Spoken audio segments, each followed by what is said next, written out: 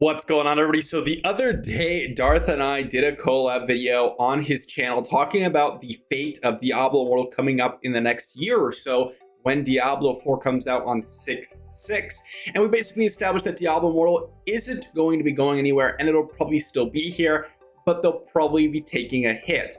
So I wanted to talk about where Diablo is right now, Diablo Immortal that is, because it's been out for, at this point, it's been out for about 8 months. We're approaching 8 months here. I'm recording this 128, so we're approaching 8 months in about a week here, which is absolutely crazy to see. We're almost close to the 1-year anniversary of this game, and the prospects might not look as great as I would hope, but there's still a lot of people covering the game and the community's still there. So let's get into that. All right, so on Darth's video, we kind of talked about what we think would happen and what's going to be, kind of basically the landscape of the next year. In this video, I want to go over the data that we do have, not a super in-depth look, but I want to talk about some of the creators that we have that are still creating content, what that kind of looks like for us, as well as the statistics on, kind of the trends, some of the revenue data over the past few months, as well as a few other things. So first off, starting off with the Google Trends here, this is just a very, very basic search that almost anyone can run. You can just go to Google Trends and you'll find how many people are actually searching for Diablo Immortal. You'll notice it's been pretty stagnant. It's just chilled at like that 4 or 5 number. That number is representative of basically 4% of the total, which was 100 back when it launched the first week of the game. So if you look at it from that perspective, they basically retain 4% of their player base at this current point, searching for Diablo Immortal. But it's much less than that because these are people that are also looking around for the game, not necessarily playing it. So, take that with how you look at it. But this is honestly, this drop right here, this part of the graph is not surprising, but this continuation of kind of that downtrend is not necessarily a good sign. And honestly, we're actually tied for the lowest point in Diablo Immortal history as of recording this video. If we look at the YouTube search, now this is something I also like to do because the YouTube search generally reflects a more dedicated player base, people that are going to go and look for content and watch people regularly, regardless of what the content is. I'm that type of person who, if I'm playing a game like, let's say, Diablo, or let's say, I don't know, Guild Wars 2, or RuneScape, or another gacha game like Raid, I will watch people's videos regardless of me knowing the topic. This is a nice representative of the people that are going to be sitting here and watching videos regardless of playing Diablo or potentially they are already playing a lot of Diablo and they want more of it. And you can see here, even here again, we are tied for the lowest point in Diablo Immortal history as of January 28th, which is a little unfortunate. We did get a spike up back when we got that December update, but if you see here, our recent update, it did almost nothing for the game. And actually no one was kind of interested in it. And that's kind of a sad sign because I actually thought this update was pretty good, but clearly Blizzard must have missed the mark for most people. Let me know in the comment section down below if that was you, by the way. If you weren't particularly interested in this update, I thought it was a great update. It's my favorite update of all time. I like the Essence Mastery system. It's a little small to me, so I guess you could say that's the big criticism. For me, it was a small update because it's only a few levels and you can get it maxed out pretty quickly. But yeah, I thought it was a pretty good update. So again, you see a graph that very understandable to see this part, and then it just continues to downtrend. Usually you're gonna find games, let's just use, I don't know, Lost Ark as an example, because this is, I guess what we could do is actually use, yeah, we'll use Lost Ark, because this is another kind of RPG game that came out. What you'll find is like another, again, mass downtrend, but you'll see it spikes up quite often. Those are the kind of, I'm guessing those are the updates. I don't even know. I don't know much less about Lost Ark. This is just something that I looked up just now, just thinking about it. But you'll notice that there's like these big spike ups, and that's because people are having renewed interest in the game. And then obviously the fall off isn't quite as hard. We're talking about, retaining 10% of their player base versus only 5%. So I think Diablo Immortal, in terms of keeping people sticking around with the game or just keeping an overall healthy player base, they've kind of done less than what I expected them to do, which is bad for everyone, right? Blizzard, ourselves as content creators, and you as the gamer/viewer. Then we have the revenue data from June to November. This is just something that I found. I didn't look super deep into trying to find the December and of course the January. January is not even over. I didn't find the December revenue data, but you could see that the revenue kind of follows that graph. You could see it's just dropping quite significantly. First month, we're getting 42 million. And, you know, that's what we saw. That was the headline, right? The first 3 months, we've got 100 million in revenue. Now, this is not a little amount of revenue, okay? This is very, very good, okay? This is a very, very good amount. But again, I don't like comparing it in a vacuum. I like comparing it to either what it could have been or some other games out there. And for the amount of players that we received for Diablo Immortal, the amount of revenue compared to a lot of other mobile pay-to-win games is honestly a little lackluster. That doesn't mean that this was not a success. This was an absolute success for Blizzard, and good on them, right? You know, if you want to praise them for being a successful kind of business adventure. But in terms of success for what you should have been in terms of potential for Diablo Immortal, I think that is a question, and I think that they could have done a lot better. I think that they've done a lot, as we saw from Maxwell when they were playing the game. They did a lot to make the game worse between the alpha/beta and the main game, and it discouraged people significantly from continuing on with the game. So I think this could have been much higher, while also reducing the pay-to-win aspect of the game, if that makes sense, right? Most people will say, oh, well, if you reduce the pay-to-win, you're gonna make less money. That's not always true. It's finding that balance where you're milking the players for everything that you can get, but then also keeping them around, right? That's the balance. And I know that sounds awful, but that's how pay-to-win games work, right? Then we have another thing that I want to just show you guys. This one is something that I've been tracking as well. This one's the saddest of them all. You can see here, 260 online in the Diablo Immortal Reddit. I know some people hate Reddit. I am one of those people where it's like, I don't really check out Reddit to like participate in the Reddit community. I don't think that the Reddit community is generally a nice community to participate in. So I only check it out just to see if anyone actually has any meaningful questions every day. I don't generally engage, but what I will say is this number used to be way higher. When the game first launched, I believe this number was up about 4,000 to 5,000 online at a given time. Now it's down to 260, which is crazy. Now, obviously, that number is going to be way higher because of all the Aspen Golds and stuff like that are out there creating content that aren't even playing Diablo Immortal. But a number that was quite average was 2,500. It's 10% of that. And mind you, the Reddit community is one of the more dedicated player bases, right? Most of the Reddit people are very, very try-hard. They're not casual players. They're very aggressive. They're very elitist. That's just kind of how it works, because you come in here and you'll get randomly insulted. But regardless, to see only 10% of them being here still is an unfortunate sign. It's unfortunate, right? Despite, you know, potentially these players being those try-hard players, that's a good thing for the game. That's a good thing. We want these players, even though they might be toxic.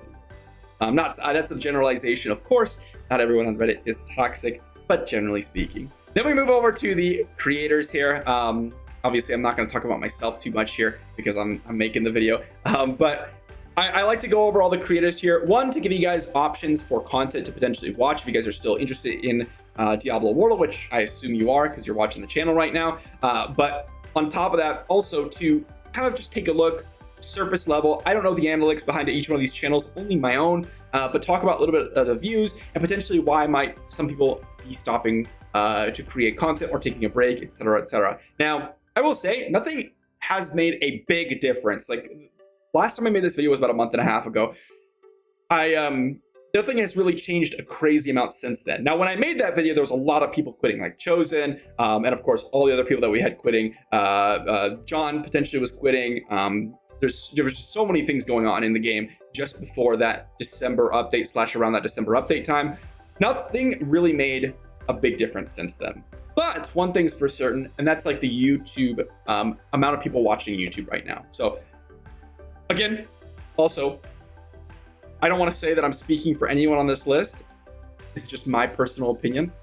And just keep that in mind when I'm talking about these guys. First off is Diablo Immortal Darth Micro here. This guy is someone that I hang out with quite often. and we've been creating Diablo Immortal content basically together since the very beginning of the game. And nothing's really changed for him. He's still coming out and making daily videos. Actually, and I definitely recommend you check out this video, by the way, guys. Blizzard has sent us a Diablo box. I'm still waiting on mine. But when we are basically, talking to Blizzard, they sent us a box, which is kind of cool. And I thought that was a really cool thing. And it kind of makes us feel a little bit more official, right? When you get something sent from the company that you play the game for. Not that we work with them or for them or anything like that, but the fact that we're playing the game, creating content in the game, and you get sent something, it's a really cool feature or thing to have happen, because it makes you feel a lot more connected into the game and stuff. But I wanted to mention that really quick. Darth still around, still making great content every single day. We've done a few things like a little bit of collabs here, and they're talking about the new, Fractured Plane event that's coming back and all that good stuff. It's been a lot of fun recently, and yeah, definitely recommend you guys check out Darth's channel here for daily Diablo content. Then we have JT is All Business. This one, I'm not sure what JT is doing. What I do know is that he literally plays the game more than anyone here on this list, as far as I know. Okay, every single time I see a video of his videos are pretty insane. He's running like 700 runs of dungeons. I don't know how he has the time for this, to be honest. I do not have the time for this, for sure. But that doesn't mean it's a bad thing to do. He enjoys the game a ton, and he plays the game a ton. That's just, kind of his content style. And he constantly has 10% experience, and he just runs through and, plays the game like a madman. And that's a great thing, right? That's a great kind of thing to have as a content creator. Also, he makes relatively regular content. I'm not quite sure, if he's taking a break or anything, but last posted 4 days ago. I'm sure he'll be back in the next couple of days. By the time I post this video, he might have had a video out already. But certainly someone that you're going to want to check out, because he is like, if there was one person that I would name kind of the face of Diablo Immortal in terms of the outside population, it's got to be JT, right? He's the most known mega kraken of the game, and he plays the game an absurd amount. And so he's really gotten a name out there outside of the population for, Diablo Immortal. When it comes to the people in Diablo Immortal, I would say Darth is probably the face of Diablo Immortal, because of everyone, knowing who Darth is. Consistent, one of the most popular YouTubers out there for this game. So definitely check out JT's content. I mean, it's always fun to watch him come and one-shot someone in PvP. Let's be honest, guys. Then we have Echo Gaming Diablo, another one that's been around for way longer, probably than anyone here. I think I'm almost certain, to be honest, but this guy's been around for so long. He's been making Diablo Immortal videos for like 2.5 years, if I'm not mistaken, which is absolutely crazy. And he's still around creating regular Diablo content. I really like this guy's content. Basically, it's a little bit more of that casual perspective. As I mentioned last time, he really has an interesting perspective that I think a lot of people should check out. And not just that, but he also comes at it from a content perspective, which I personally very much like, because I am like a Diablo content first, YouTube content first, and then the game second, if that makes sense, because I really enjoy YouTube and I enjoy making content for you all. And so that is my priority. That is what I really enjoy doing. The game, it can be pretty much anything as long as I enjoy the game. And I enjoy Diablo Immortal, but if I enjoy making content, that's what I'm there for, right? And I think that he kind of has that take in a lot of his videos from the ones that I've seen. And I think that's a little bit interesting, especially there was a video back here that I had watched.